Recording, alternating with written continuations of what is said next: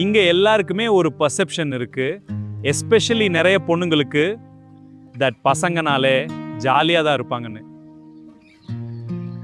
அது எப்படிங்க அவ்வளோ ஈஸியா சொல்றீங்க? எங்களுக்கும் வலிலாம் இருக்கு. என்ன, நாங்க வெளியே காட்டிக்க மாட்டோம். என்ன கஷ்டம், என்ன சொல்ல போற? ஆம்பளைங்கனா வீட்டை பார்த்துக்கணும், ஆம்பளைங்கனா சாக்ரிஃபைஸ் பண்ணணும், அதை பண்ணணும், இதை பண்ணணும் சொல்ல போறியா? நீங்க கேட்கறது எனக்கு புரியுது. இதெல்லாம் கிரியேட் பண்ணதும் இந்த சோ கால் மென் தான். அது இன்செக்யூரிட்டியும் பயமும் இருக்கிறதுனால ஆம்பளைங்களால உருவாக்கப்பட்ட ஒரு ரூல் தான் இதெல்லாம். இப்போ இந்த ஜெனரேஷன் அந்த வெயிட் நாங்க சுமந்துட்டு இருக்கோம். நீங்க வேணும்னா ஏதாவது பையன்கிட்ட போய் சும்மா கேட்டு பாருங்களேன், நீங்க நிஜமா சந்தோஷமா தான் இருக்கீங்களான்னு. ஆம்பளைங்கனால எக்ஸ்பிரஸ் பண்ண தெரியாத நாடகக்காரங்க தானே. என்ன கேட்டாலும் நானும் சந்தோஷமா இல்லைன்னு தான் சொல்லுவேன்.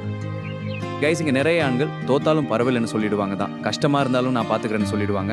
ஏன்னா அவங்களுக்கு சின்ன வயசுல இருந்து ஐ எம் நாட் ஓகேங்கிறத விட ஐ எம் ஸ்ட்ராங்னு சொல்றதுக்கு தான் அதிகமாக கற்றுக் கொடுத்துருக்காங்க. அதனால தான் இங்கே பல ஆண்களோட சிரிப்பு உண்மையாக இருக்கிறது இல்லை.